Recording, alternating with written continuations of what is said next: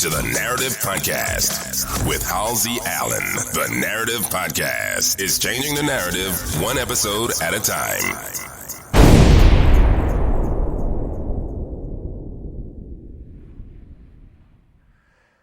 Hello. Wow, we're back. First episode of the Narrator Podcast of 24. But anyway, more proper intro. This is the Narrator Podcast, and I am your host, Halsey Allen. So yeah, here we are. All my narrators, they already know the demonstration. They already know what my podcast is all about and what type of content I will be bringing you. But before diving into all that, for the new people unfamiliar with me or my podcast, I'll give you a brief overview before diving into the content today. But, let's get back to the pleasantries.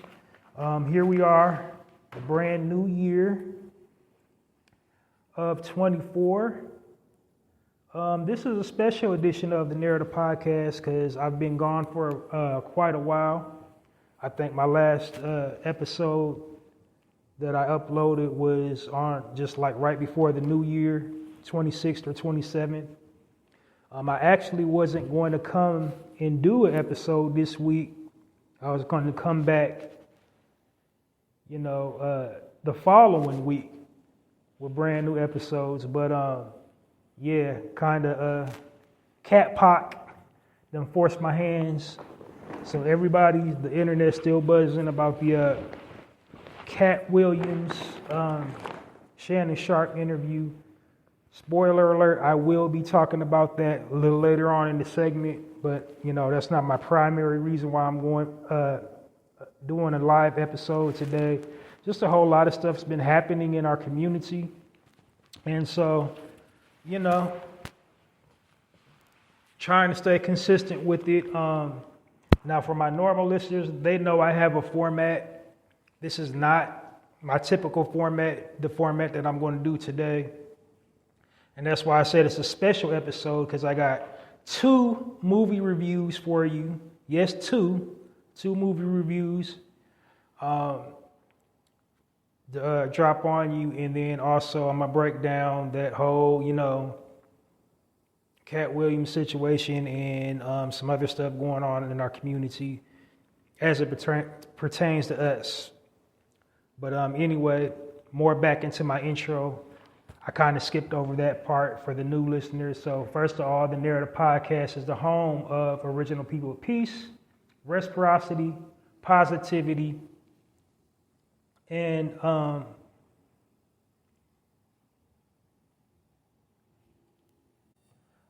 guess I did do my 3 P's: peace, positivity, and reciprocity. That's the cornerstones here on the Narrative Podcast. But I'm gonna give you a quick overview of all that before diving into the content. But up first, let's start this thing off super positive.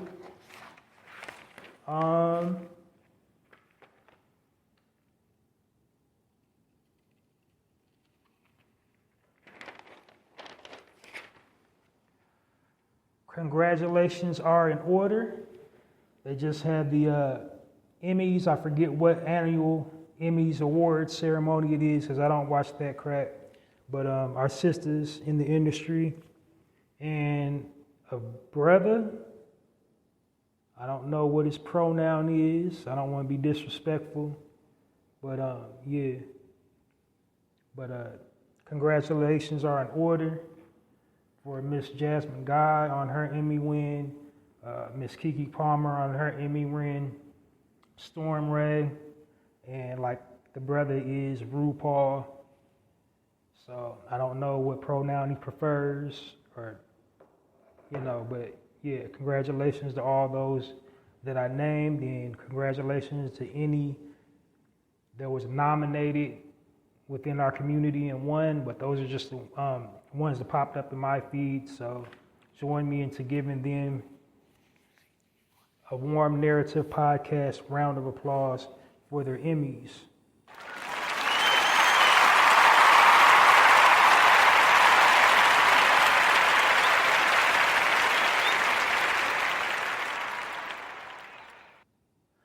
right, next up, congratulations to the brother 50 Cent. He has been approved to build a studio in Shreveport, Louisiana. The name of the studio is the G Unit Production Studio. So he got the green light for that. It's ironic because he, all his projects, he says he's green light gang. So anything coming out of his, umbrella is a go. So that's kind of like a triple entendre. But yeah, congratulations to 50 Cent and the G Unit Production Studio.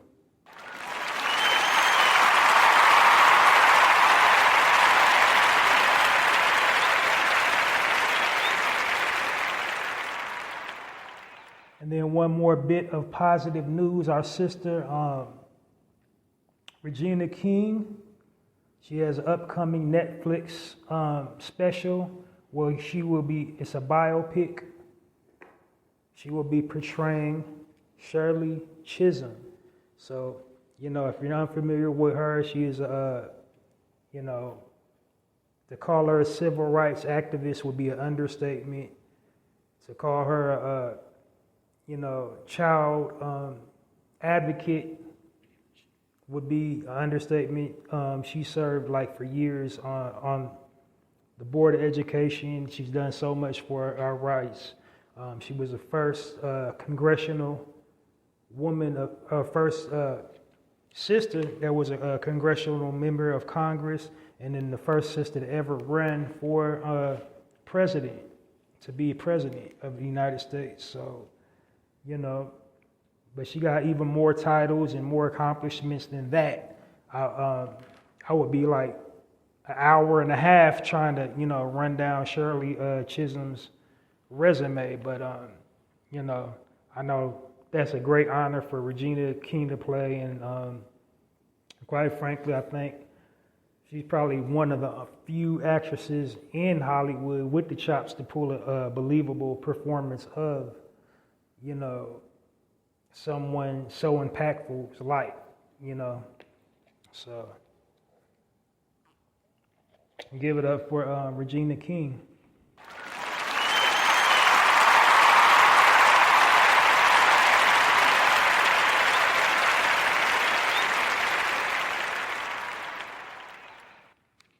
All right, moving right along. So I'm going to give you guys a quick overview of the Narrator podcast before diving into the content today. For the new listeners, my narrators, they already know the demonstration. They already know what type of content they will be listening to today, what's in store for them, what I do here on the Narrator podcast. But for those unfamiliar with me or my platform, allow me to bring you up to speed right now. All right, so let's start at the top. Tippy, the name, the Narrator podcast. Call it the Narrator podcast because I don't like the false narrative that the media weaves about original people and original culture. I get to the original part a little bit later. But essentially, that's why I'm doing the podcast, because the media intentionally misrepresents our people and misrepresents our culture. They primarily do it for money, to sell news, but they also do it because it's ran by the powers that be, the higher echelon of society, aka wealthy white people, aka wealthy elitist class, aka capitalists, which is really kind of a code word for white supremacists, if we want to keep it 1,000. But they pretty much intentionally vilify our people. Like I said, to control news, but then also help the help keep the upper classes image looking pristine by projecting negative falsehoods over other classes of people, especially our people. Original people. That's how they keep everybody in line. They try to make everybody, appear inferior to them. and they use the media to do it. They use it with, the negative stereotypes and stigmas. So within our community, it's very, very damaging because it causes a negative perception, causes us to perceive ourselves negatively and causes us to react to one another in a negative way because they keep on playing up all these negative stereotypes and stigmas 24 hours a day. So, it's embedded in our heads that, the hood is a really horrible place to live. You can't make it out of it. It's a breeding ground for ignorance, violence, and degeneracy. And you'll never escape that loop. That's the agenda that they're trying to push. They're trying to push us, basically trying to push our self-destruction on us. Program and condition and program us into destroying one another. And unfortunately, they've been successful at it, especially in lieu of, the current media blitz surrounding the Cat Williams Shannon Sharp interview, which I'll be getting to a little later. But yeah, that's the type of, divisive thing they do to separate us as a people and, be at odds with one another. But on the flip side, that also, they program and condition people outside of our culture to perceive us a certain way. They think, everything they see in movies and television and reading books is an accurate portrayal of us, and it's not. It's totally inaccurate, but they perceive it as real, and for that they, engage us and interact with us a certain way based on these negative stereotypes and stigmas. So, yeah, what I try to do on my platform, the Narrative Podcast, is I want to encourage, positivity. My mission statement is to engage the listeners and, bring awareness to how important it is to share positive content on your platforms about our people and our culture, just for that very reason, because the media intentionally puts out negative frames of reference about our people and our culture, programming and conditioning the minds of the masses, including ourselves, about who we are as a people and what our culture is about. So that's how we combat that, by putting out positive frames of reference about our people and our culture. As a matter of fact, that's a perfect segue for my tagline, the Narrative Podcast, changing the narrative one episode at a time by destroying negative stereotypes about original people and original culture. How do we destroy the negative stereotypes about our people and our culture? By providing positive frames of reference about the Narrative Podcast, positive frames of reference about our people and our culture. As a matter of fact, that's what my entire podcast is dedicated to, putting out positive frames of reference about our people and our culture. So the types of content you will be, engaging with me with on the Narrative Podcast, I'm putting out examples of leadership, entrepreneurship, unity, Black love, Black family structure, us engaging each other in a positive way, peacefully agreeing to disagree, living harmoniously, being prosperous, contributing to, humanity.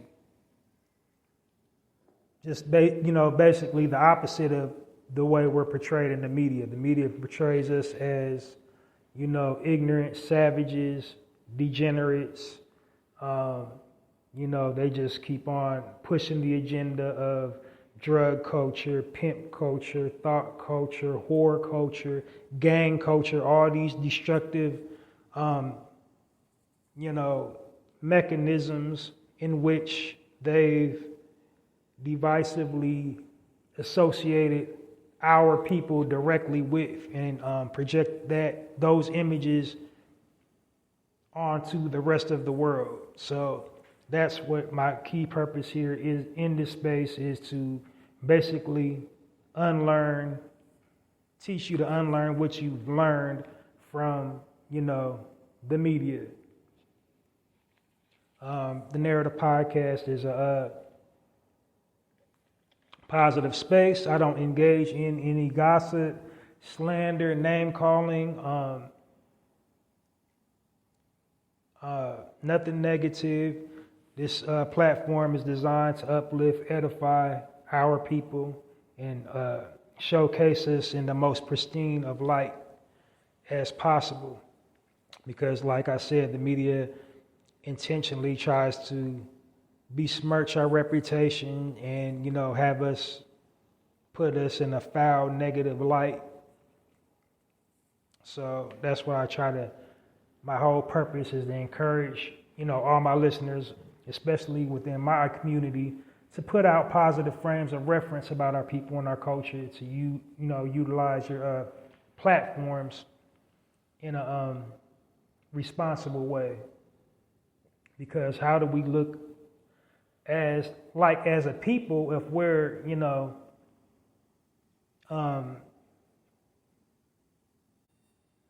as a people, like we're playing into these negative stereotypes and stigmas that they place over us by regurgitating it online, posting it, so in a sense, it's like we're passively, aggressively accepting these negative stereotypes and stigmas by promoting it online. So, because we're living in a digital information age, and, it's a double-edged sword. So people judge you as a person based on the type of content that you're, sharing online, and the types of, sites you visit, and all that factors in, to how people engage you and judge you as a person based on your content that you're posting online. So, like, how do we look as a people if we're, feeding into these negative stereotypes and stigmas placed over us by the powers that be? As a matter of fact, that's another perfect segue. That's why I call my listening audience my narrators. Because here's the positive part about living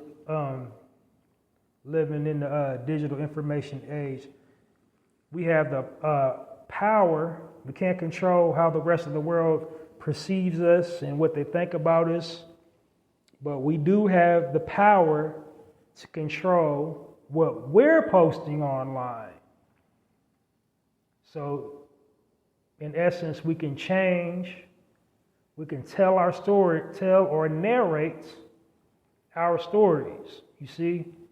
So whatever you're posting online is you telling the story of who you are as a person. So that's what I'm trying to encourage and impress upon all my listeners, especially within my community, to, share positive stories, make our people the heroes instead of the villains all the time. So, yeah, that's my key thing I'm trying to do with this podcast. So now you got a gist of it. I'm give you some other misnomers, because like I said, it's all about, telling your story or narrating your story. That's how you change the narrative.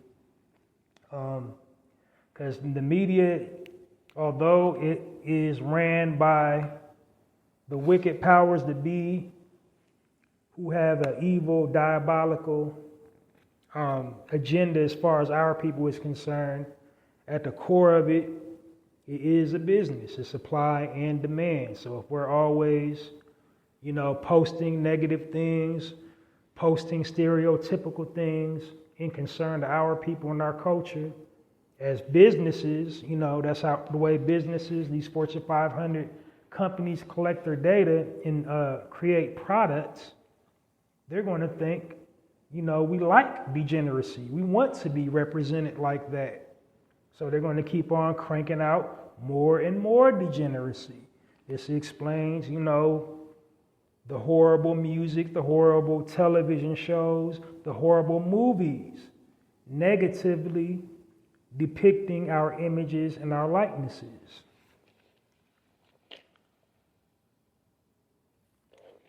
So yeah, but get into these misnomers, and then I'm going to dive right on into the content that I have for you today on this special edition of the Narrator Podcast. So some more misnomers is that this is a time-sensitive platform. I try not to exceed 1 hour per broadcast, and the purpose of me doing that is, this is number one, it's an audio platform. So I don't want to bore my listeners to sleep. I want to keep you engaged and keep you enthralled and interactive with the content. I want you to pay attention and be attentive. And I can't do that if I'm boring you to sleep, if I'm just droning on and on and on. So I've come up with a really precise format for the Narrator Podcast. Now, normally, this is a normal broadcast day of the Narrative Podcast, but I don't have my normal content. But on a normal podcast day, on Saturdays, I have it broken down in sections. Each section has a speaking point, and I time each section. And the purpose of me doing that, so I'm not going down rabbit holes, and I'm not just, ranting. I'm actually have a point to everything I'm saying and transition into another subject. And that way I can speak about, multiple things in a short amount of time without just dwelling on one thing for like hours and hours. So that's why I try to limit my time, limit myself for broadcasting. Because when I first started this, I used to just talk. I didn't have a particular point. And, this platform I'm on, it shows you the stats, shows you how many visitors you're getting. And, you got a green light from when you're not, like a lot of people are downloading your episodes or sharing your episodes, or you got like the little arrow going down or with a minus, for, if you're not being effective. So I took a little step back and examined my platform. I'm like, well, yeah, I'm just kind of talking. Nobody wants to listen to anybody just talk. No matter how interesting of a life you lead, no matter how hysterical your anecdotes and stories are, nobody's going to listen to somebody just talk. So basically, my approach, I try to keep it short, sweet, to the point, to engage my listeners, regardless of, their level of intelligence or, understanding. I appeal to like all levels of intellect, without, shooting over anybody's heads or dumbing myself down to make a point. But yeah, I think the last misnomer, I know you heard me say it over and over again, original people. I refer to our people, Black people, as original people here on the Narrative Podcast, and I refer to our people as original people as often as possible. The purpose of me doing that is because I believe that is a more accurate description of who we are as a people. Because, we all have different titles. We all hail from different land masses. We all, speak different languages, have different cultures and cultural experiences and backgrounds and beliefs and values and views and perceptions. But the one thing we all have in common as a people, that we were here first. We are the original people on this planet, and we can all trace our lineage back to the original starting point for all mankind. So that's why I refer to our people as original people. It's historically accurate, and then it also binds us together in unity as a people, because there are so many different variations and iterations of us as a people. But contrary to all unpopular belief, another reason why, I refer to our people as original people, because we originally inhabited every single corner of the globe, especially here in the Americas, especially here in Mesoamerica, in the Spanish-speaking country. We was already here. And contrary to all unpopular belief, we didn't get there to all these different places, especially like, here in the Americas, in parts of Europe, in parts of the Mediterranean, down under parts of Asia, well, all of Asia actually. We was already originally located there. We was the original being on this planet.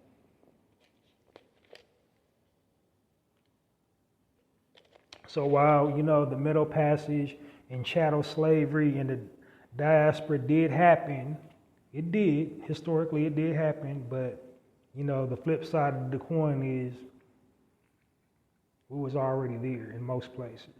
So that's why we try to refer to ourselves as original people, to keep it in focus and, build the unity, because that's what we have to get over as a people, because no matter what we refer to ourselves, if there's whatever landmass that we're dwelling in, if there's any government system in place, any type of, democracy or legislative process, or, laws of the land, it doesn't include us as a people, because,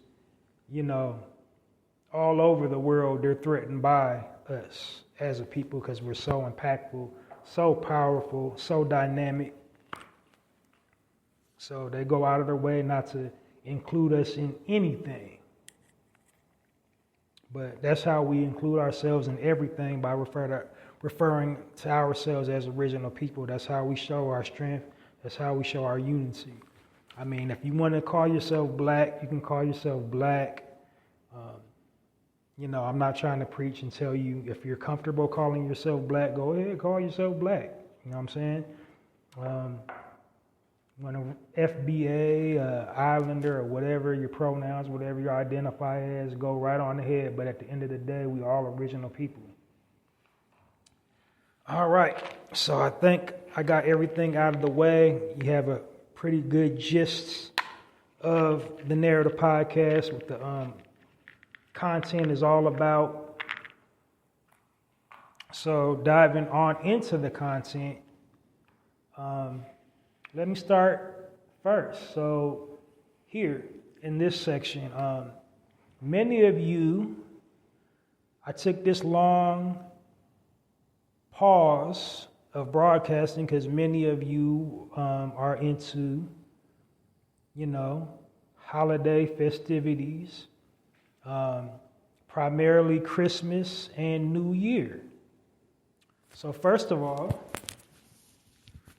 if you're an original person, aka black, you have no business celebrating Christmas or New Year, because these are not our traditions. They are not meant to include us.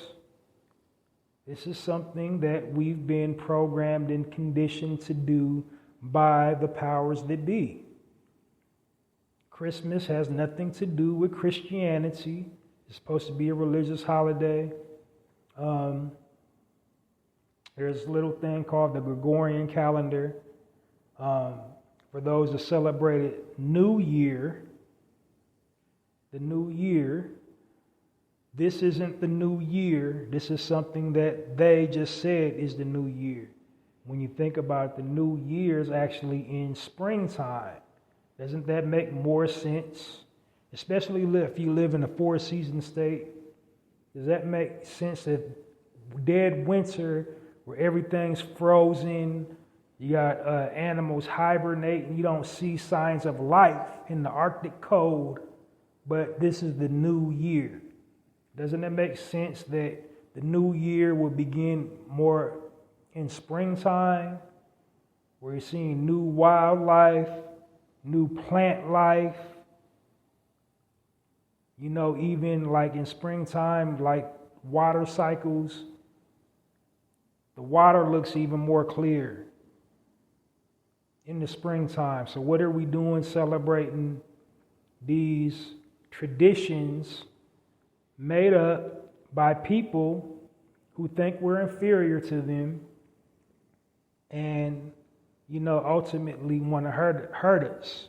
And how do they hurt us? By tricking us actually into accepting their doctrination for things that they just saying some stuff, and then we go right along with it that has nothing to do with nothing. So like, if you're into traditions, if you had little black eyed peas for your new year, that's perfectly fine. That's perfectly fine, because black eyed peas, like I said, not all of us came from Africa, but for the ones that did, that's what they brought over. That is spiritual. Black eyed peas, they represent, you know, wealth and abundance. It's also a good sustainable food source, packed full of nutrients, good for fertility in both men and women. But basically, you know, if we just going off traditions, yes, that's a perfectly acceptable tradition. The black eyed peas on New Year, which is like staying up to midnight, trying to drink up the whole liquor cabinet. Like at 10, you shouldn't be up past like 10 p.m. You should be recharging your battery, letting your body recharge, letting your cells recharge. If you're not, you know, sleep, you know what I mean? If you're going to be up, you should be doing something relaxing, something non-strenuous,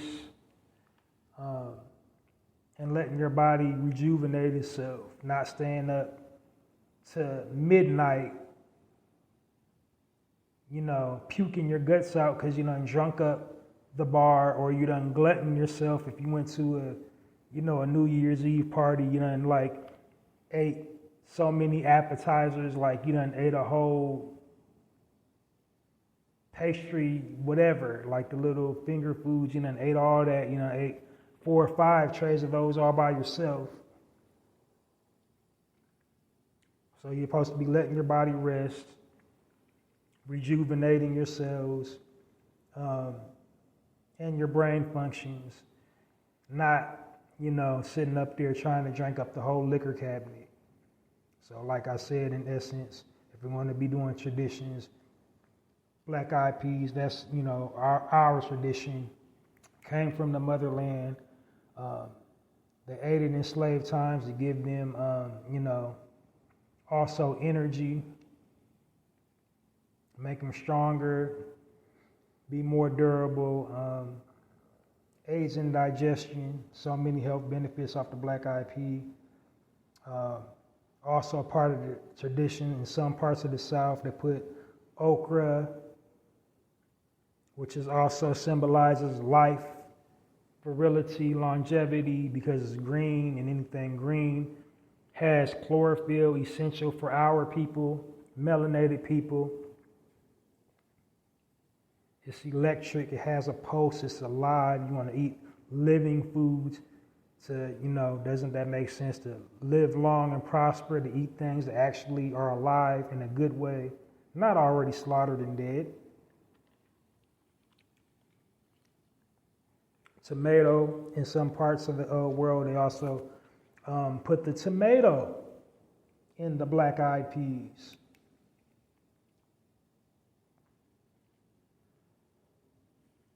And the tomato was good for oxygen and all kinds of, health benefits. And it also symbolizes, prosperity as well. So, said all that to say, celebrate our traditions and not their traditions. Another tradition we should have been celebrating, as long as we're making stuff up, we should have been celebrating Kwanzaa. Kwanzaa celebrated from the 26th to the 1st, has 7 principles. We can incorporate those 7 principles of Kwanzaa and adapt those and apply those all year round. So even though it was made up in the 1960s, it still is, prevalent. The concept and the premise behind it is still, applicable today. So the first, concept they got is umoja, which translates into unity. We definitely need unity in our community. When do we never not, need to stand together? Second principle would be kujichagulia, which is self-determination. Next principle is ujima, collective work and responsibility. And then next one is ujima. Ujima, cooperative economics. Next one is nia, which means purpose. Next one after that is kumbani, creativity. And if I'm mispronouncing some of these, it's in Swahili. I don't speak Swahili, but yeah. And then the last principle is faith, imani, faith. And we need to, we definitely can incorporate all those all throughout the year. Because as far as holidays, we should be treating each other decent all year round. Just taking the race card off the table, just like we should be decent to anybody we encounter all year round, not just because we've been programmed and conditioned by television and, people that don't look like us. This is like, oh, we're supposed to be brothers on just this day because, it's supposed to be, love and tranquility and brotherhood and united and a bunch of BS. They'll sit up there and take a homeless person in on Christmas, feed them real good, kick them out in the, take them right back to their little corner that they picked them up on the next day without no provisions, ain't even packed a to-go plate, ain't got them like no clean clothes, try to get them no job, just, okay, Christmas is over. We keep the lights up all the way to the 2nd or 3rd week of January. Like, those traditions got to stop. And then, especially if you call yourself a Christian, like you celebrating and participating in rituals that book that you confess and devote your life to expressly forbids it and says not to do it.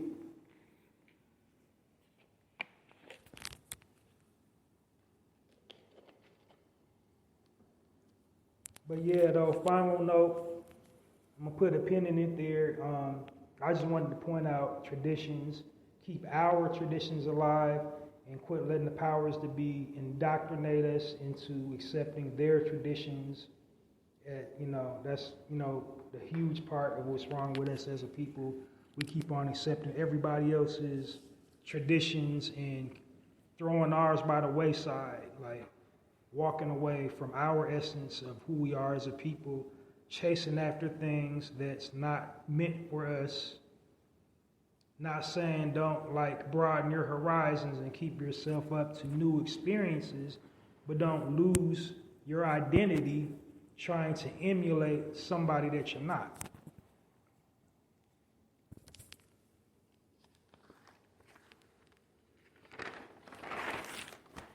All right, so up next, I got two really good movie reviews. Well, only one of them is a good movie, and it's totally not a slight. It's just an actual factual fact. One of them's never been a good movie, but yeah, I'm gonna get into it. But I'm gonna start off positive, and then when I get to that review, I'm gonna say some positive things about that before I come out with the hatchet.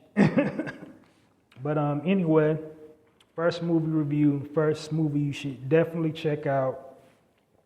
It's called American Fiction. And the plot is, according to IMDb, it's about a novelist fed up with the establishment profiting from black entertainment. It got a really diverse, dynamic ensemble cast. It's definitely a character-driven movie without giving too much of it away. So the main character is played by Jeffrey Wright. His character is called Thelonious Ellison, or Monk, as they call him, as homage to the jazz player. So like, it's also like could be another little play on words because he was an author, a writer. It could even be said he's like a jazz poet. The way he was writing his stories in the movie. But another person, a Latin brother by the name of John Ortiz, plays Arthur, who is his publicist. Erica Alexander plays Jeffrey Wright's love interest in this movie. Her role is Coraline. Sterling K. Brown played his brother Clifford. Tracy Ellis Ross played his sister Lisa Ellison. And then Issa Rae was also in the movie. So right off the bat, star quality. You got the elegant, lovely, versatile Miss Tracy Ellis Ross. You got the iconic, beautiful, legendary Erica Alexander. And then you got the explosive, vivacious Miss Issa Rae. And then, of course, the guys, too. The guys, they ran anchor in the movie. Oh, yeah, and then I forgot another really important player of the movie is Myra Lucreta. I believe, if I'm pronouncing her name correctly, she was Lorianne, and Lorianne was their housekeeper. So, what's going on in this movie? So basically, without giving away no spoilers, they was having, some problems in their family. They had a death in the family. I don't want to say who, because you need to go check out the movie to figure out who. All the family gets together, but, in addition to that, another thing he's going through is he's caring for the mother, and the mother has Alzheimer's, and so she keeps on leaving out, you got to chase her down and stuff. But it was kind of smartly done. The script, it really captured what's going on in the industry. Tackled a whole lot of tropes in it. So it's really character driven. The interactions is what's priceless about this movie.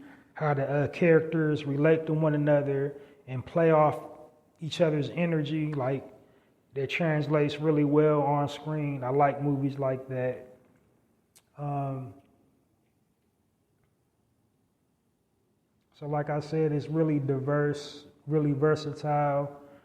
If I was an educator, if you're an educator, you should definitely show your composition students or writing students this movie, screenwriting,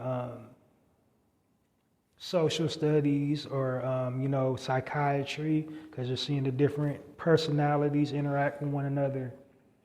But more to it, so basically deeper into the plot. So Jeffrey, Thelonious, he's an author, and, he's trying to sell a book. He had a deadline. He just just write a book. I think he had one of those deals where you have to do so many books to keep, you have to sell so many books or produce so much work in a certain time frame to, keep representation for that firm or agency that's managing him. And so he just all right, I got a book.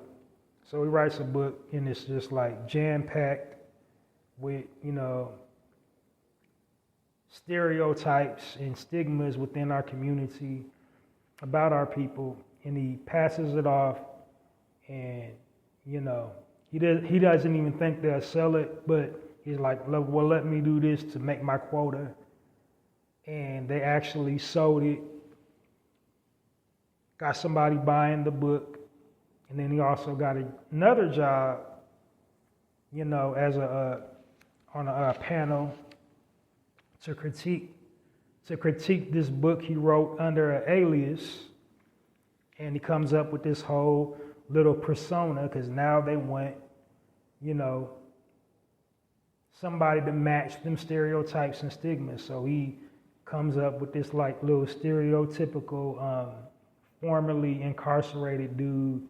And, it's really hilarious to see his character, doing all these mannerisms and, trying to act how they think, they think he is, and he's not that at all. And that's where the genius part of the movie is, because, it correlates to what's going on in the entertainment industry now, especially in hip hop. You got a whole lot of these dudes that's not from the streets at all, never been locked up, never been incarcerated, but their rhymes is all, disrespectful to the community, to the women, to themselves. They come up with a persona, a tough guy persona, and they're not, when you dig into their backgrounds, they're not none of that. But then also, actors in Hollywood, comedians, some of them, so it all comes full circle in this movie, far as, our people is concerned, the things we have to deal with as entertainers in Hollywood, getting past the gatekeepers, and, this negative perception they naturally have of us. There was even some black on black type of stuff. Issa Rae's character, she was kind of on some gatekeeping-ish.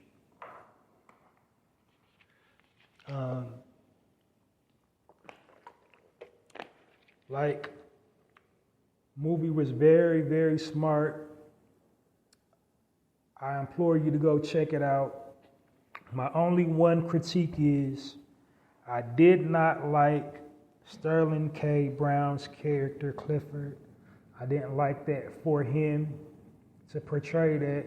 And the reason why is because he played a homosexual man who was a dope fiend. His character was in between scenes, the scenes he was in, he was tooting up unemployment lines of nose candy. And then on top of that, air quotes, he was newly homosexual. He had just discovered he was of that community, and he's like basically, he ain't even got no type of self-control with it. They got him like in the movie basically like molesting these barely legal white boys. They got their shirts off. They're super flamboyant. It's weird. It's weird. I didn't care too much for that. And not because, I disapprove of the homosexual lifestyle or nothing like that. My whole thing is consistency. Just like, I don't know what the writer was thinking when he put that in the movie. Like, was his real brother homosexual? I don't know. But from what, all the other content, it just didn't line up. It seemed like they just put him in there to clear the budget. Put that bit in that he's a homosexual. Just to clear the budget to get the funding for the movie. To me, because it didn't make sense. Like it added no dimension and no depth to the movie. Like his brother, like he was like super duper immature. He didn't have a sense of urgency about him, irresponsible. So the perfect play on that to me, instead of making him a homosexual, why don't you just make him like, of a JJ hound? Like, why don't you just make him like he sitting up there going through women like he's going through napkins? Like, why you gotta be homosexual?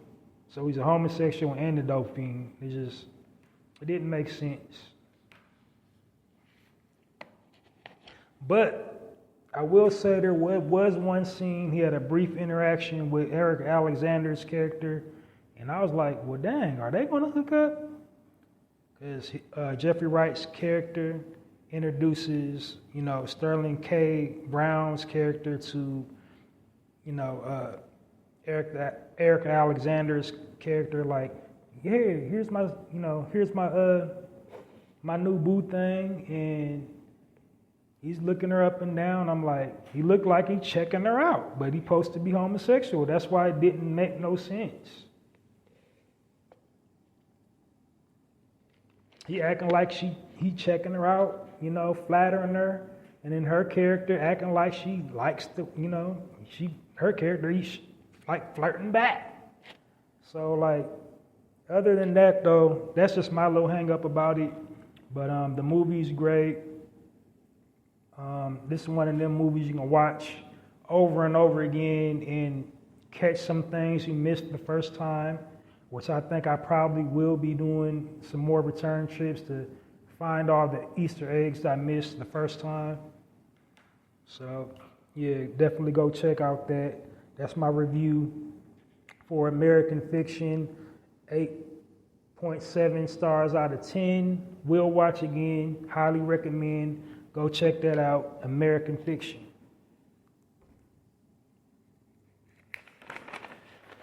All right. And my next movie review here today on the Narrator Podcast.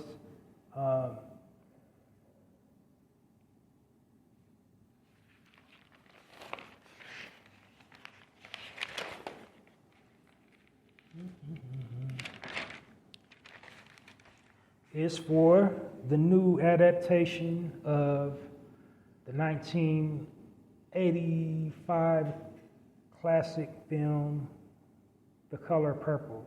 Or was it 86? I can't remember. 85 or 86. I think it came out in 86. They made it in 85. Anyway, so The Color Purple.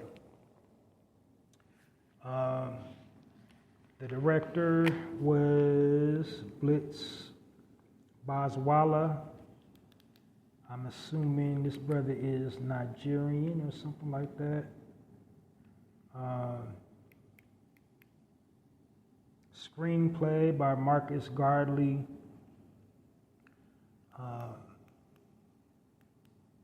Producers Oprah Winfrey, Steven Spielberg, Scott Sadler, and Quincy Jones.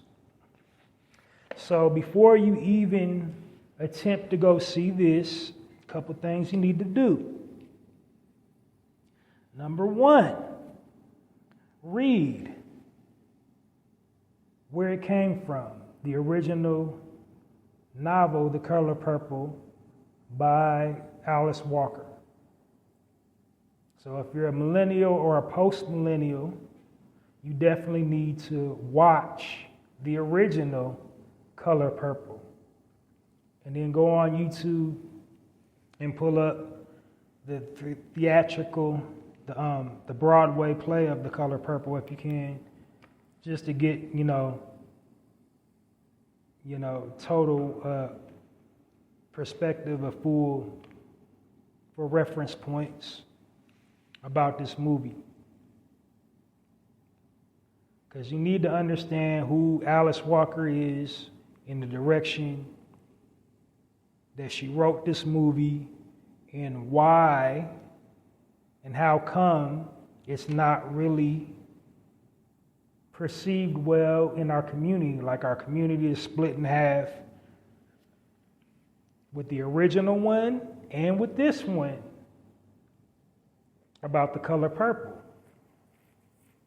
So as I stated several episodes ago, I was not looking forward to seeing The Color Purple. I grew up in a house full of women, and I didn't really know why I didn't like it back then. It was deep down in my gut. I felt like dirty watching it. And later on, as I got older, 11, 12, 13, then discovering myself, getting knowledge of self, why I don't like that movie, exactly why I don't like that movie. I didn't really kind of know, just instinctively I don't like this. Seeing all the women in the house, like a little switch went off, like they hate all men.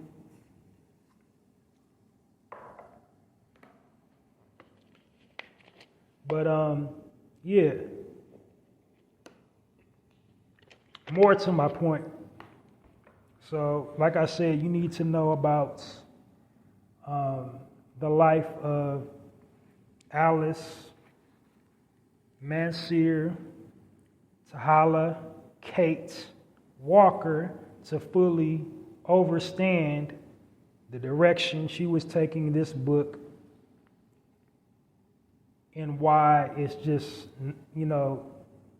really just cultural filth. So first of all, Alice Walker, she was a brilliant writer. She wrote over 10 titles before she wrote The Color Purple. She first started writing poetry in her youth. More about Alice Walker. She is queer.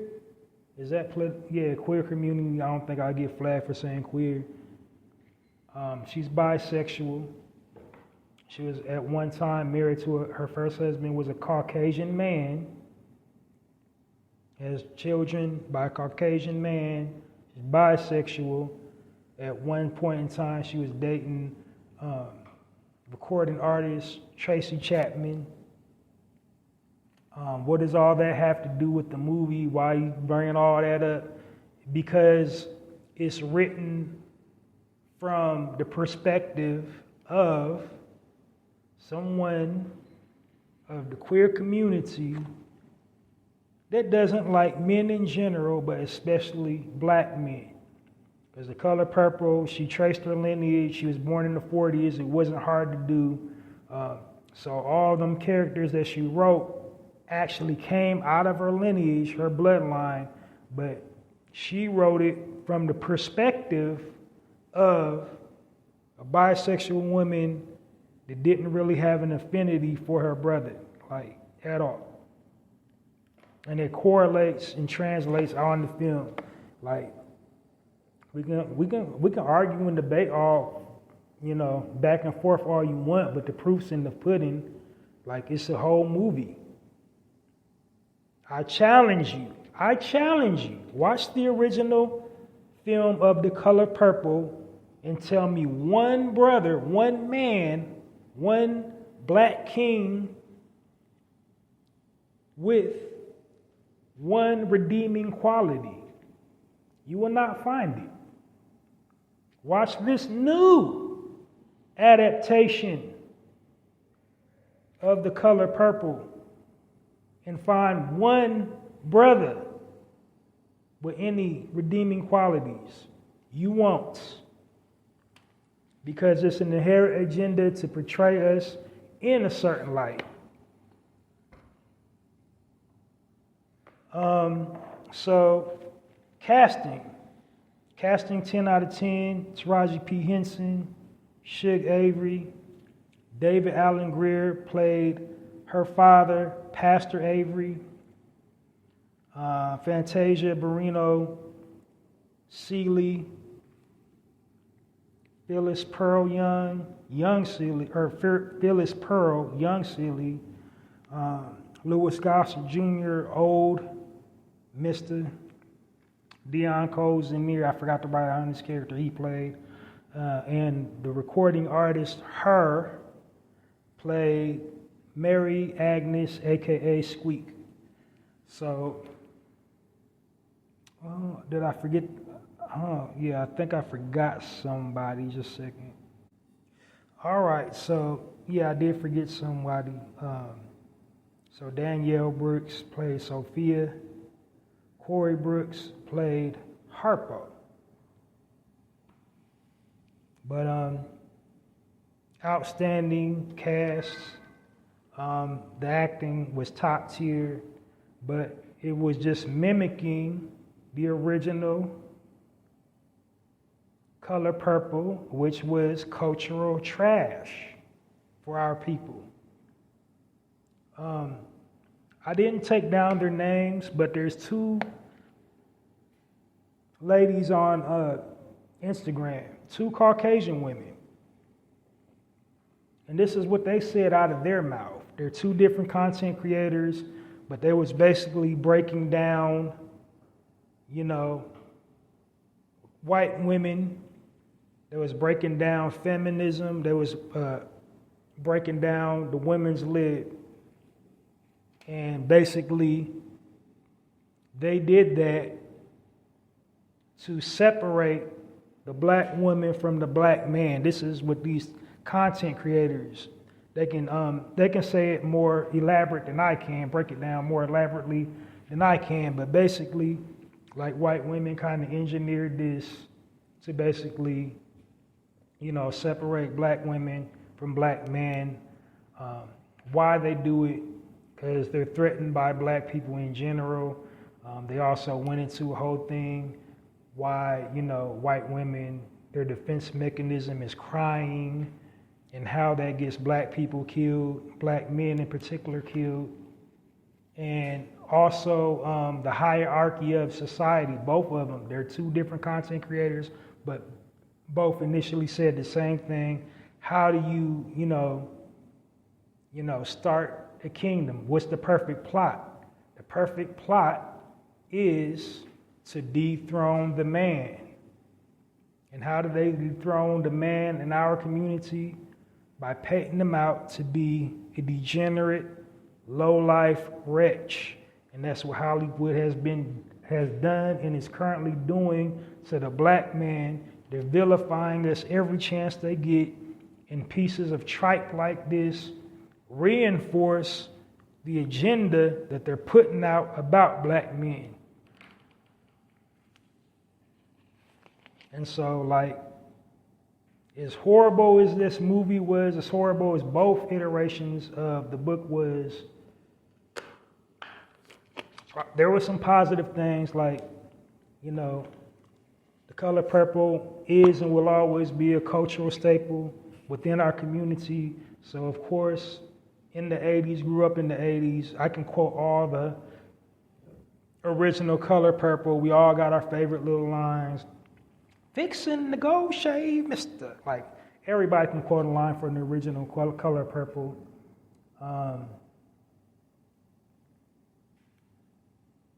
So some things that did get right. There's it's night and day between the original. This adaptation was, I think they designed it off the off-Broadway screenplay as opposed to, you know, the book and the original movie. They was really pulling from the off-Broadway show, The Color Purple. Tamala Mann, she had an excellent, you know, explosive beginning. She did her thing. She was singing in it. Taraji P. Henson, she was blowing. She can sing too. We're gonna get into her a little bit later too, after I'm done with this synopsis of this movie.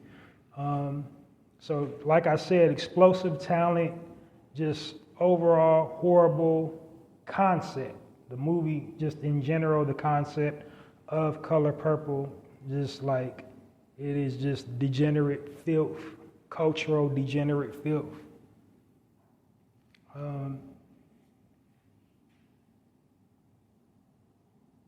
You know who really breaks it down, the concept of Color Purple? The Honorable Brother Minister Louis Farrakhan.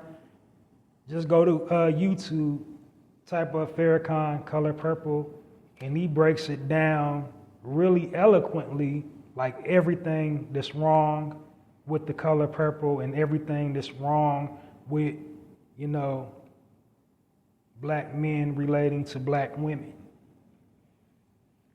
Why we're so, you know, separated.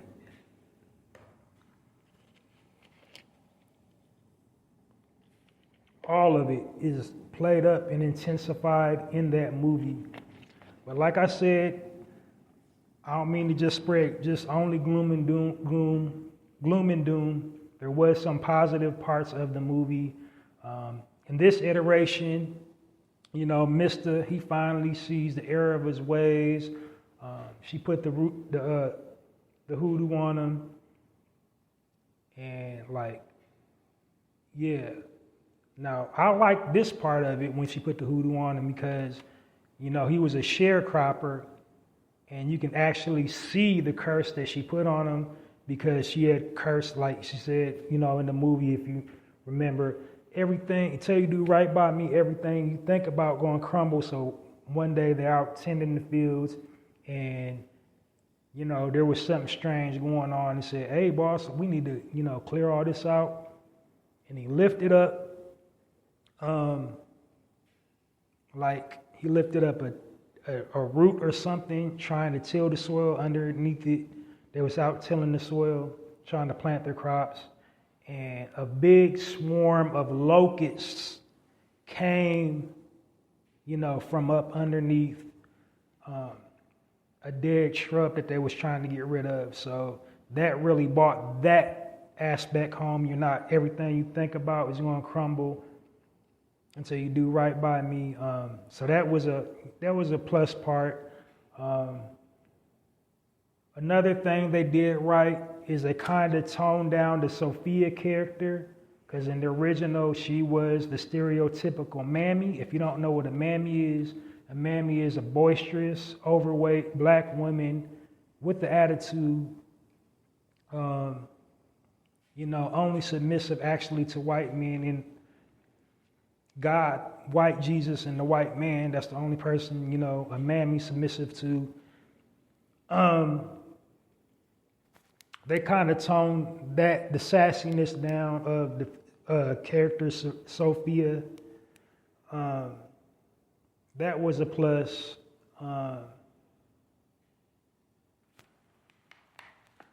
They gave Harpo a backbone in this one. He stood up to his dad. He didn't stand up to his dad in the original one. But other than that, there's no men with any redeeming qualities. Like, all the black men portrayed in both iterations were total POSs. You know, you put together the acronym POS. Like, all the black men in the movie like had no redeeming qualities. But surprisingly, you know, David Allen Greer, he was Suge Avery's father, and he really stole the show. David Allen Greer is a great actor. He never, you know, he never ceases to amaze me. His acting range, his range is off the meter. Like, he's so diverse. Like, every scene he was in the scene. Like, all eyes on his character. Like, he was spot on, just like on the spot. Just bam, bam, bam, nailing his lines. Like, to me, David Allen Greer stole the show. Taraji P. Henson, she did a really good Suge. She gave Suge some added dimension. I do got one question. I'm going to probably get in trouble. Like, because I ain't exactly a size 0 myself, but I'm just wondering, like, why all the women, most of the class, they kind of try to make a little overly voluptuous, if you know what I mean. They try to make like shit kind of fluffy. They kind of make shit they seem like they was trying to make her fluffy. Like, Oprah, was you trying some slick-ish because you still having fat girl issues? But Taraji P. Henson, she's my girl, but like, I'm just saying, like, what was going on there?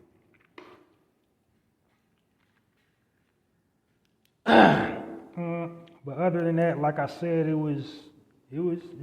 is what it is. Like, you would like this movie if you're into Broadway musicals, because it's a whole lot of that going on. But other than that, I'll watch it. But to go out to the movie, that's what it took me even so long. I tried to do the review before I took my little hiatus. I was trying to do it, before, the 27th, 28th. It came out on Christmas Day. It took me this long to go see it because it kept being sold out. And then when I saw it, like, well, how the hell is this movie keep being sold out every time that I want to see it? Like, how in the hell is, like, who's buying up all these seats?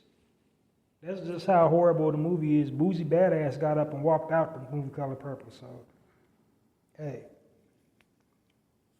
But like I said, if you like musicals, you'll love this movie.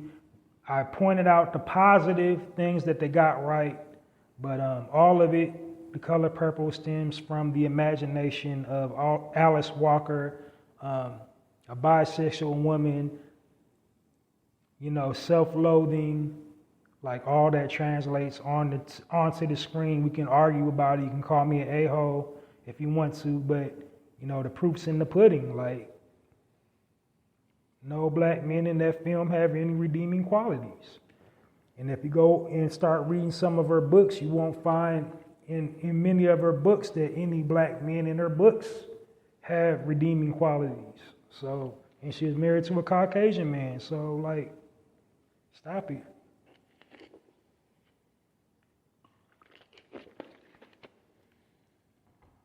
But that's my synopsis on The Color Purple.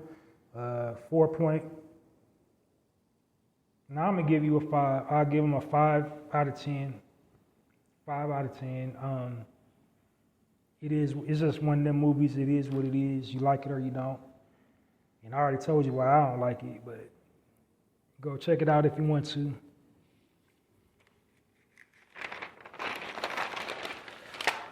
All right, so now we into the main event, the nitty gritty in the city. My commentary, and I do commentary basically because I already told you about how wicked and diabolical the media is, especially as it relates and concerns to our people. Because point out a couple things that got swept under the radar because of catpocalypse. But so if you didn't know, most recently they found 215 dead bodies behind a county jail in Jackson, Mississippi. They call it Pauper's Field. So, like, the first person they found was a guy named Dexter Wade. Dexter went missing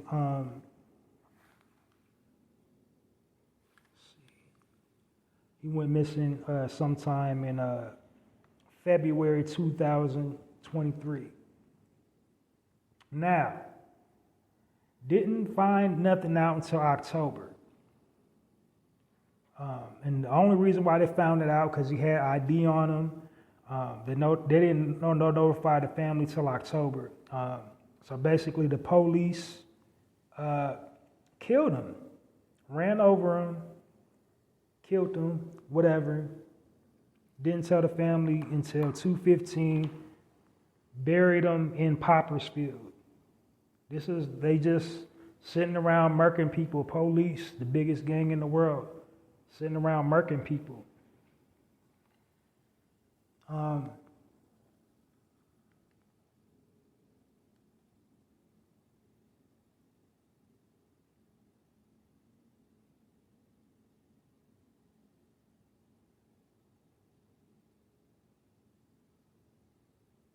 And then another one. So like her mom, the guy's mother was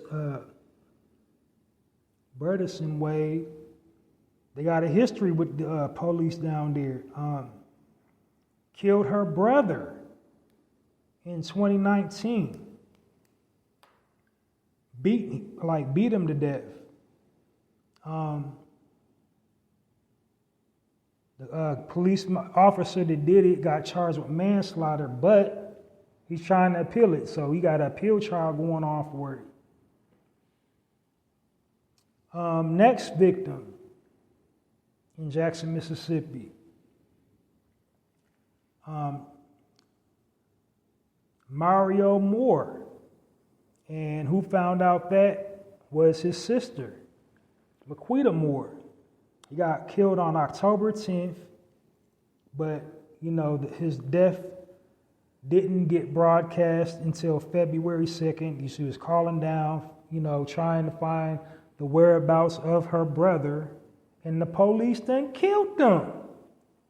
Beat his skull in, basically. The article says he got bludgeoned to death.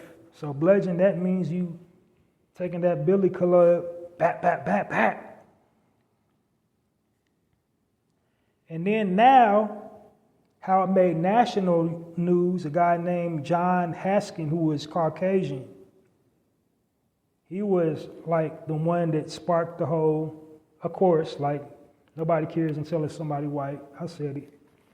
But thank goodness, because after that, they found a whole cemetery of bodies back there. These police are just sitting up there killing people. Like the families is like wondering what's happening to their lost loved ones. They laid up dead up in the cemetery. They done killed them. Unalived them. I guess I should say unalive for the internet. Unalived them.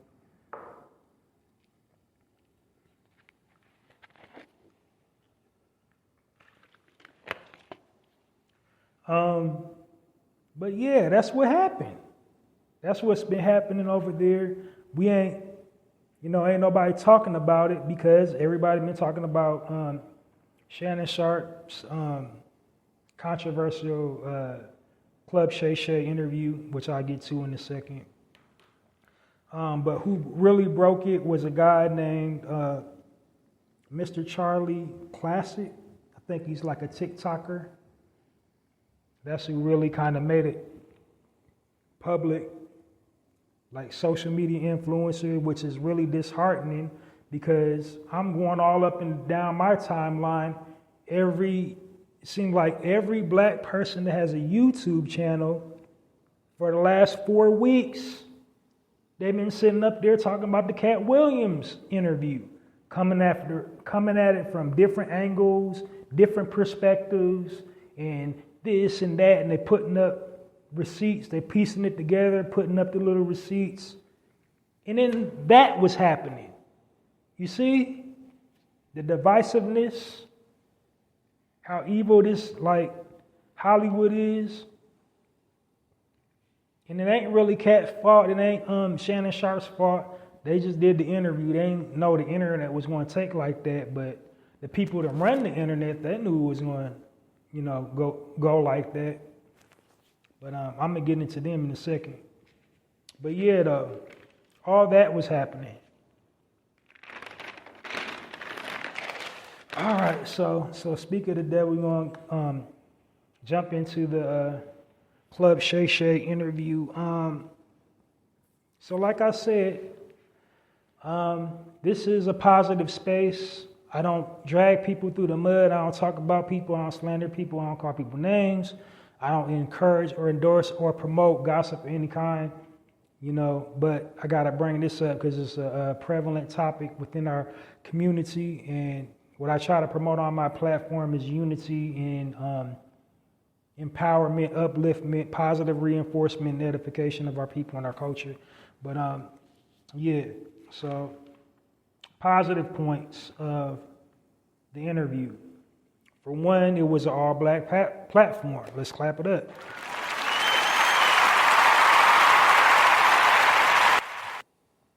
Two, Shannon Sharpe did not try to, steer the conversation down a dark path. Like, actually, if you watched it, Cat Williams didn't give him the opportunity to. Like, he got the sweetest check in the world. Like, Cat Williams interviewed himself. Shannon Sharpe was just there. If you watch the interview, like, can it get any sweeter? Like, $1 million checks keep pouring in, and he didn't even do no work. Like, that's, hey.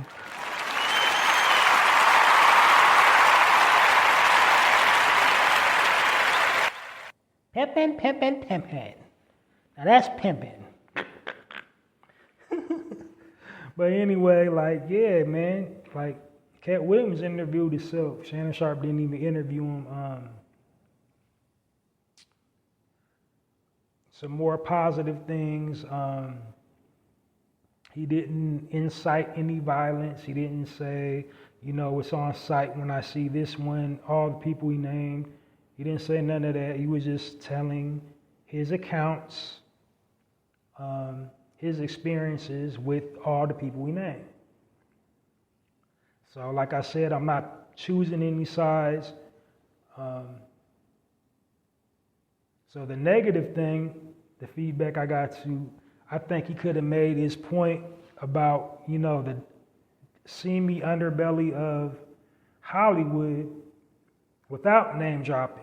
Because he's a very intelligent brother. He could have easily made his points without, putting nobody on Front Street. If he's going to drop names, he should have just dropped all Caucasian people's names. That would have hit the clicks and the views. So that's what didn't really register on my radar. He was only talking about black comics, mostly black comics. Like, he talked about some Caucasian people too, but it was like mostly black comics. That's what kind of soured my stomach a little bit. But other than that, he was telling his truth, his perception of the truth. But one thing I very much agree with him is, we are at war. And it is a war between, the wicked and the righteous, and you got to pick a side. Can't be lukewarm with it. Hollywood is very wicked, and somebody had to expose this casting couch culture. That's the only way it's going to stop. So I'm 110% with him. As they say, and most people that deal with drug addiction, the first step to solving the problem is admitting you have a problem. And like Hollywood got a problem with being perverted. Hollywood got a problem with people wielding their authority, making other people turn other people into puppets, and making people entertain their deviant sexual desires to obtain, to entertain them. Because ain't no way a woman goes to Hollywood to chase her dream at 21. Then at 24, she's a dope fiend. Why? Because they made her get on the casting couch. They make all the women get on all fours and all the men bend over and take one for the team.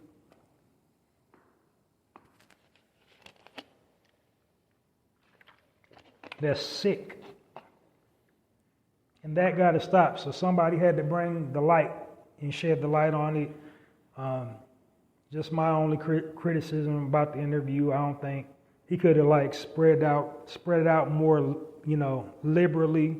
Like he said some white people's names too, but yeah. That's the only bone I had to pick with it. Other than that, though, as far as him mentioning names, he said his truth, and everybody that didn't agree with what he said, they've responded. They've done response videos. He did point out one thing, got fact checked in the middle of the interview. He was off on his math with something. But yeah, so it is what it is. Like, I don't feel no way about it, the interview, other than like he told his truth and he exposed what needed to be exposed, which is the filth in Hollywood. So somebody had to say it.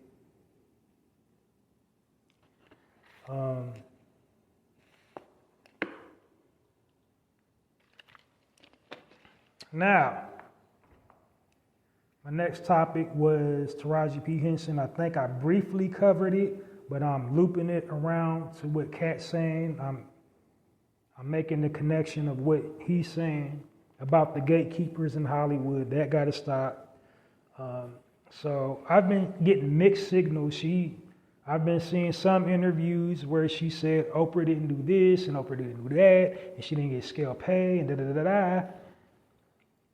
And then Fantasia, I've been reading a couple articles. Fantasia said she didn't get scale pay and she got, they wasn't getting treated and they had to have their own vehicles to get to this lot, to that lot. They wasn't feeding them and da-da-da-da-da. And it's kind of hard to be sympathetic to celebrities.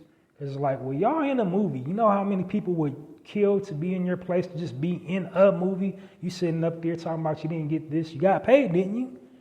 That's how the average person is looking at that.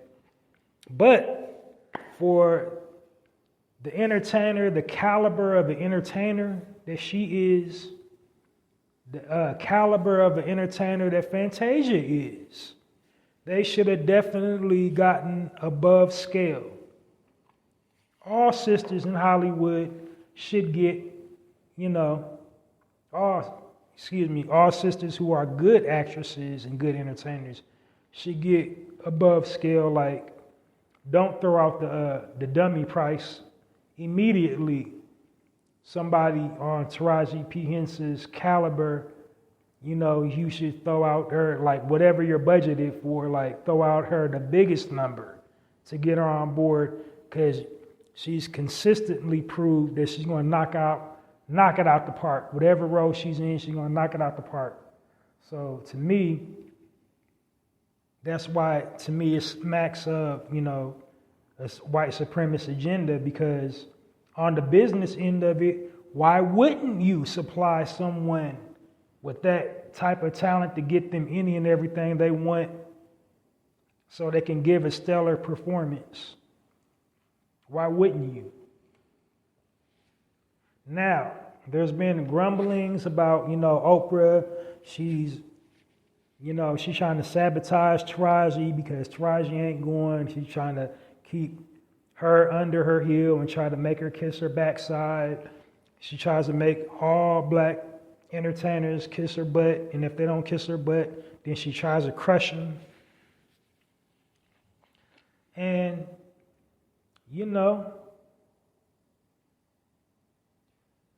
I don't know the validity to that, to what extent of people complaining about that is true, because the way she did Monique, you know, it's not outside the realm of possibility. I'm going to just tell you some things that I personally didn't like how she handled the situation. I personally did not like how she did Michael Jackson. I think everybody's outraged over her, interview. She was asking questions that Barbara Walters wouldn't, like Barbara freaking Walters didn't go there. She could have went there when he was alive. She had enough class, dignity, and decorum not to go there. Barbara Walters. Barbara Walters knew when to back off. Not Oprah. Oprah didn't back off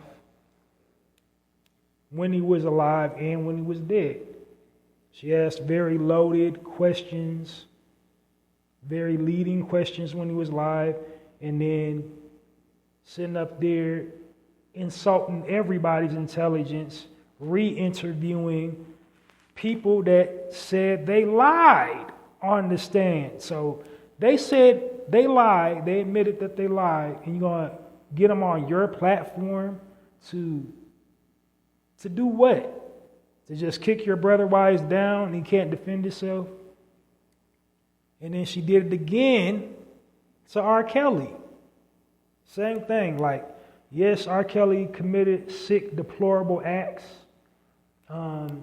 It definitely needed to be talked about, but to give him a whole series, a saga, like when people like the mainstream people like TMZ and Barbara Walters, none of them was doing that, but you, a sister, you go from the back roads of like Mississippi, Alabama, wherever the hell Oprah from, you in your, mind think you're doing some type of justice doing this interview. Like, in what world do you think you're striking a blow for our people by sacrificing one of our own to, the system? Like, he's already sick. He's mentally ill, messing with little girls. And then you're going to just, like, so there's that. And then another, thing is she also, did Ice Cube dirty.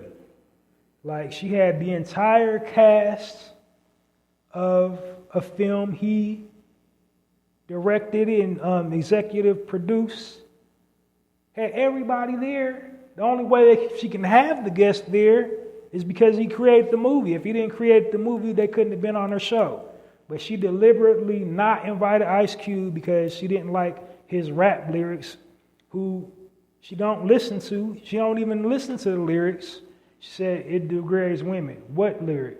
So you didn't invite him to the show over music that you don't listen to anyway. Okay, that's what we doing?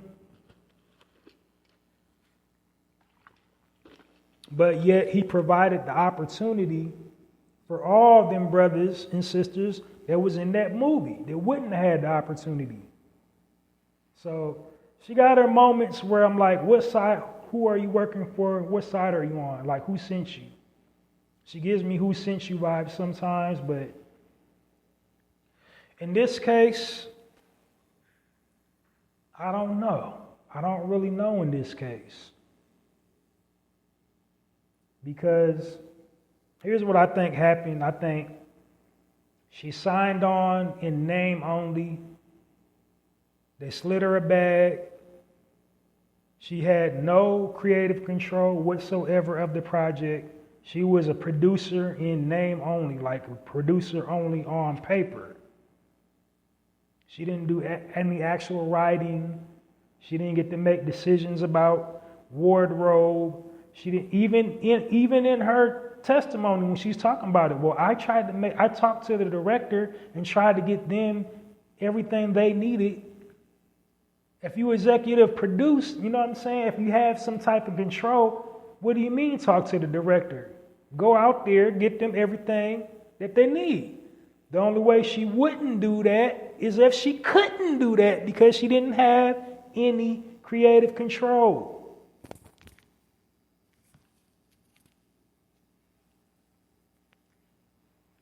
So, like, I'm sorry. So, like, that's what I think with the Color Purple situation. I don't think it was a deviant plot to subjugate Taraji and make her, do her bidding. I don't think so. I think it was she just didn't have creative control of the project. I also think Oprah's kind of running out of money. Like, she is a billionaire, but I don't think she got the money that she once had, because she ain't really knocked no new projects out of the park in a while. She ain't produced no new film. She ain't been selling no products. So, and one thing about Oprah, she's frugal by nature. Like, she ain't dipped in designer. She can afford a diamond the size of Gibraltar, but she don't wear them. Like, she's one of those wealthy people. She hangs up underneath Caucasians and she mimics them in this. It's sad though. That's how they stay wealthy. They don't waste their money on senseless things. She's the type of person that only spends money if she has to spend it. Her mindset, I want my money to make money. If my money ain't making money, what am I spending it for? She's a shrewd businesswoman. Cold-blooded when it comes to our people's plight at times. But business-wise, she's a shrewd businesswoman. It's black and white, data, ones and zeros, checks and balances. I really don't think it was nothing personal if they didn't get what they thought they should get. Because everybody got a choice, and Taraji even said it out of her mouth. She said she almost passed because it wasn't what, she wanted. And she should have listened to her instinct and not did the movie. Because when you start taking, like, I ain't no, like, Hollywood aficionado, but one thing I know is when somebody tries to lowball you and you accept a lower offer, it sets up a pattern for disrespect. If you don't allow disrespect, can't nobody disrespect you. So if she felt she got lowballed, she shouldn't have took the offer. She should have did like the Sophia character. Hell no. More opportunities to come from you. You gotta be confident with yourself. Taraji's a dynamic actress, a dynamic entertainer. Pretty, like, you know what I'm saying? Like, I have a hard time believing people actually tell that lady no. Like, what the hell?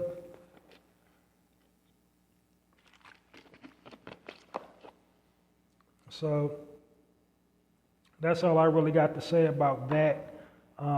What I do want to say to all my brothers and sisters in Hollywood,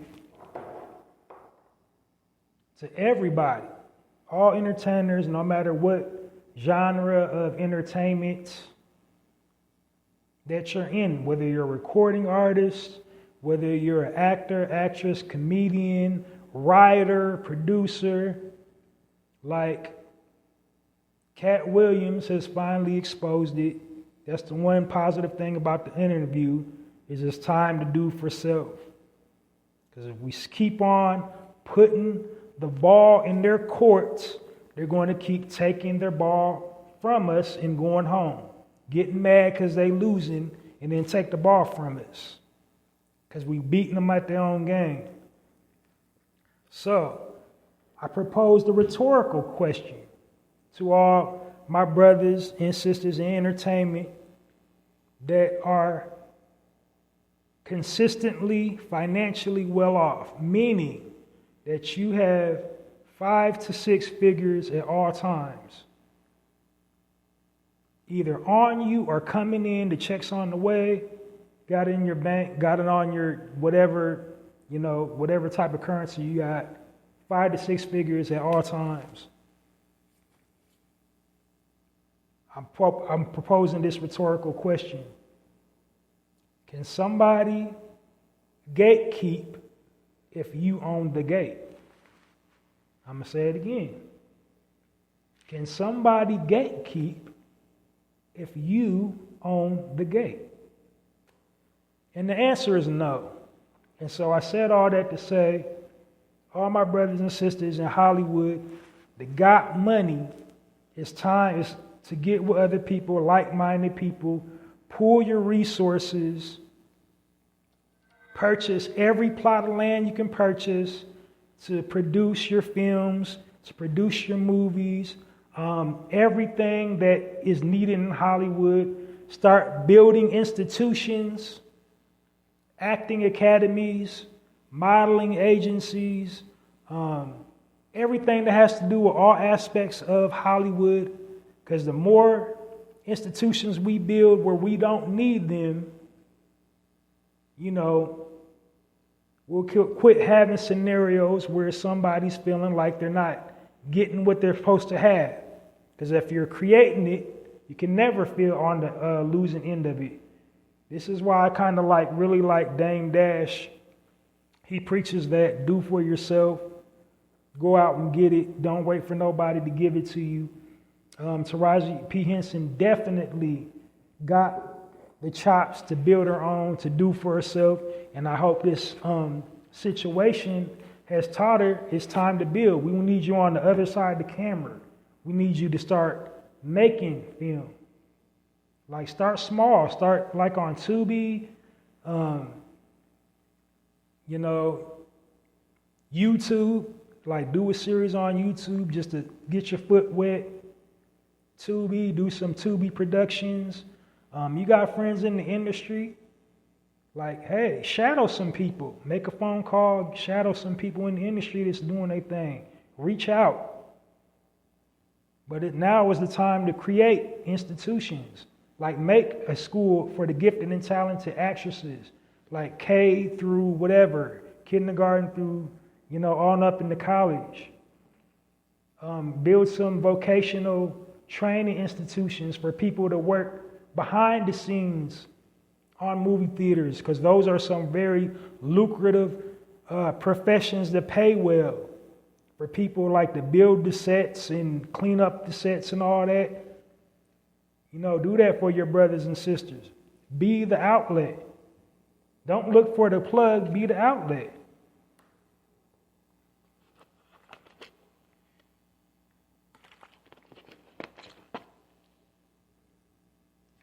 All right, so that's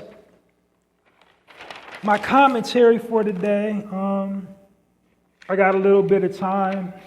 So what I usually do, I haven't done any lives lately, but I usually share positive frames of reference via news articles. And the reason why I do this during my lives. And the reason why I do that is because, we're constantly being bombarded with negativity. They're constantly shoving negativity down our throat. So what I do is I compile positive news and share them back on my lives, but I've been gone away. This is a pre-recorded episode, and the reason why I recorded it rather than just doing the whole episode live is because, I've been gone for a while. Weather's kind of bad today. I didn't want to take the chance at losing the signal. Because I can't, when I go live, I don't know if the signal's dropping or, how much of it is audible. But that's the reason why I'm recording it today. But usually I share my positive articles on my live feeds. But today I'm going to share some positive news with my listening audience today. I'm staying true to my mission statement for the Narrative Podcast, which is to share positive frames of reference about our people and our culture. So I got some good news, some good stuff that came across my radar, positive news articles, and then I'm going to get on up out of here for today. So first article, the headline reads, Cheryl Parker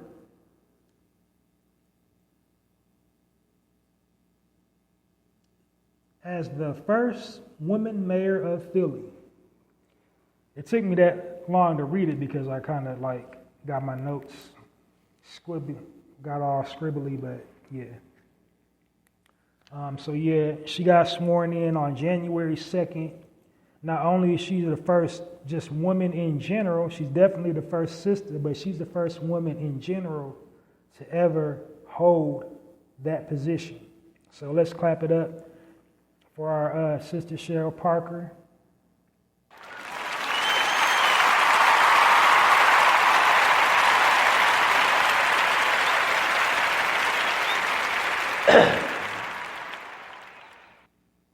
Pardon me, Mayor Cheryl Parker.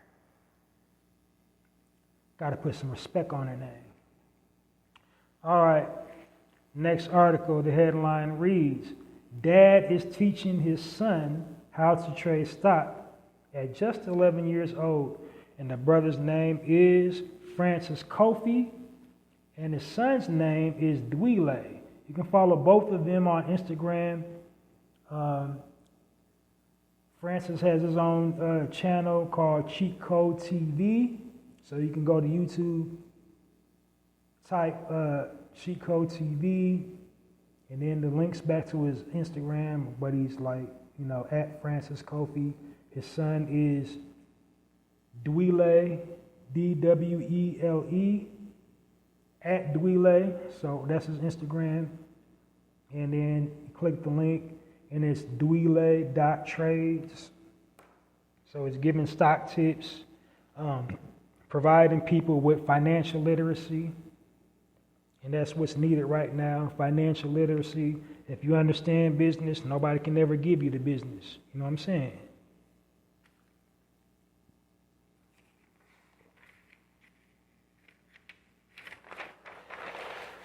All right. Next article, the headline reads, Alabama triplets graduate nursing school together in top % of their graduating class. And the sisters' name is Jean, Janet, and Janice Stevenson. They are from a household of 6 children. They're like the oldest of the 6. Their mother was their inspiration. She has 16 years of nursing experience. They earned their Bachelor's of Science in Nursing from Southern University. Let's give it up.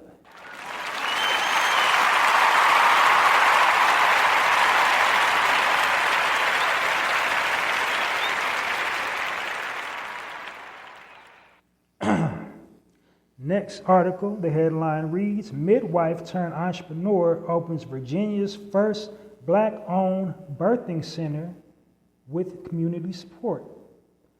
And the sister's name is Rachel Tahini Lawyer Kewen. If I'm pronouncing her name, mispronouncing her name, I apologize. So she's a 4th generation midwife, and her birthing center is called Gather Ground Midwife, or Midwifer, and it's located in Virginia.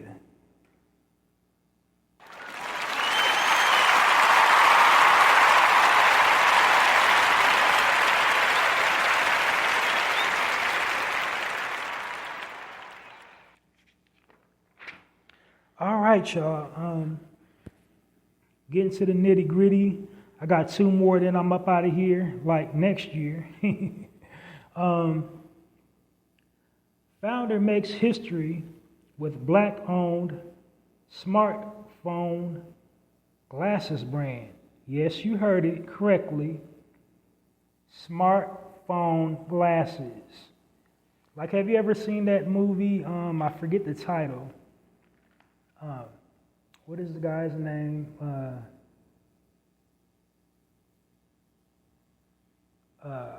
What is his name? The guy that played Deadpool, Ryan Reynolds. Yeah, Ryan Reynolds. he was in a movie and he had like some smartphone glasses. He's an actual video game character. He doesn't know he's just a video game, but yeah. So like it's a real thing now. Smartphone glasses. She sold 62,000 units and made $6 million in revenue. The sister's name is Chamia Moncriet. Let's clap it up for the sister and her accomplishments and go check those out. Let me punch up the name of her brand right quick. I thought I had it in the notes.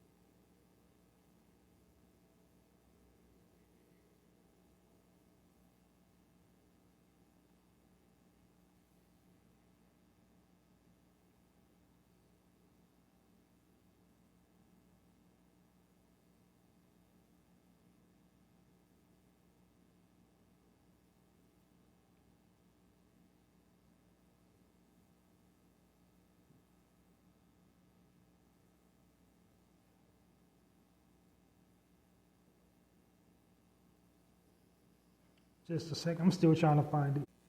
Yeah, I think hers is called the NX Pro Plus is the name of her brand. I believe. It didn't say it in the article. I was trying to like find it. Her name is Chamaria Moncrief. But nevertheless, let's clap it up for that sister.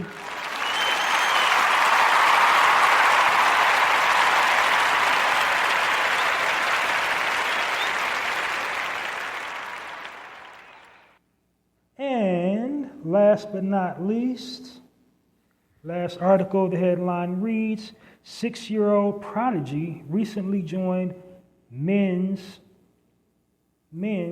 started reading before Mensa, I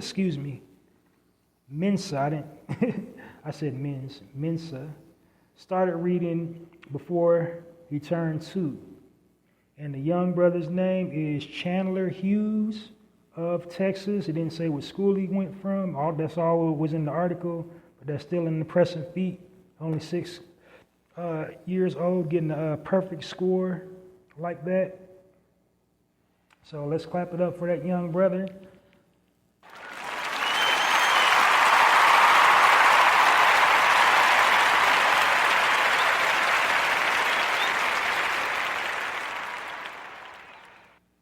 So I hope you all found those articles very inspirational and motivational, lifting us up in this time of darkness that the media keeps on projecting these dark shadows over our people. So I'm here in the light showing you that we have light happening within our community, that we have excellence going on all around us, that we are excellent, that we are beautiful, that we are capable of love and being loved and being leaders and living happy, prosperous lives. So that's the whole essence of my podcast. But yeah, this episode is a rapper dapper. Thanks for listening. So next week I'm gonna try to get back. I wasn't really going to go on this week, but like I said, Cat Pack just came out of nowhere, so I had to do my thing to try to pull this back into perspective. So yeah,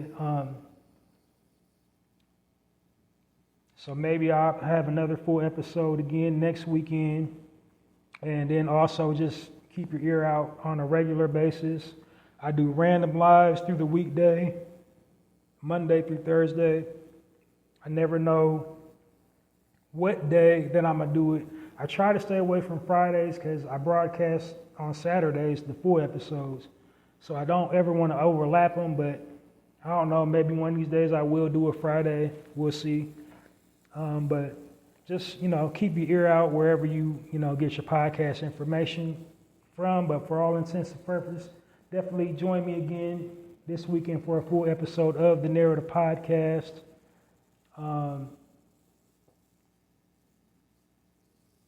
And the best way to not miss me when I broadcast live is follow me on YouTube, my YouTube viewer channel, Halsey Allen, because this platform broadcasts directly to my YouTube. And then it also broadcasts directly to X, formerly Twitter. So follow me on YouTube or Twitter, and you will get instant notifications whenever I'm broadcasting a live episode of the Narrator Podcast. What else I got going on? So if you haven't gotten a chance to, in 23, purchase my original book of poetry in 24. It's titled The Black Card. It's available on poetizer.com. Poetizer.com has a virtual library. So go inside poetizer.com's virtual library and purchase my original book of poetry titled The Black Card. It's about 30 pages of, poetry, witty and insightful. It's an all-encompassing look at about how dynamic we are as a people. It captures us, positive and the negative, how we live and what we go through. Essentially, it's a survival guide, hence the title, The Black Card. It'll make a great coffee table read, travel book. Excellent creative read. Do yourself a tremendous favor. Go get The Black Card today inside the poetizer.com's virtual library book database. So go get it or get your Black Card revoked. And the name of the book again is The Black Card. All right, written by me, Halsey Allen. Last but not least, I have my own personal poetry blog on blogger.com. Where I showcase my original works of poetry. I write my poetry in the moment, just on the spur of the moment, whatever pops into my mind. And for that, that's awesome that I'm able to, when you read them, you would think that I had a notepad and I was sitting down taking detailed notes, but no, I just write them down as they come out of my head. You can go support that, my poetry blog, at www.mrhalziesblogs.com. The name of my poetry blog is called Hallzies Poetry Corner. I'm Halsey, of course. So Hallzies Poetry Corner at www.mrhalziesblogs.com. My tagline for that is poetry with a passion, poetry for all occasions. When you read one of my poems, you will find out why. The way you support it, you either share the link to Hallzies Poetry Corner or a poem featured on Hallzies Poetry Corner across all platforms, like whatever you're active on, Facebook, Twitter, Tumblr, TikTok, whatever you're active on, go share one of my poems from Hallzies Poetry Corner on all platforms. That's it, and that's all. That's all I got going on right now. Stay tuned for another full episode of the Narrator Podcast, but this one's done. I'm Halsey Allen, and I'm changing the narrative one episode at a time. I'm asking you to help do your part by becoming a narrator and help me change the narrative one social media post at a time. Until next time, Halsey Allen and the Narrator Podcast, signing off, and it's like that.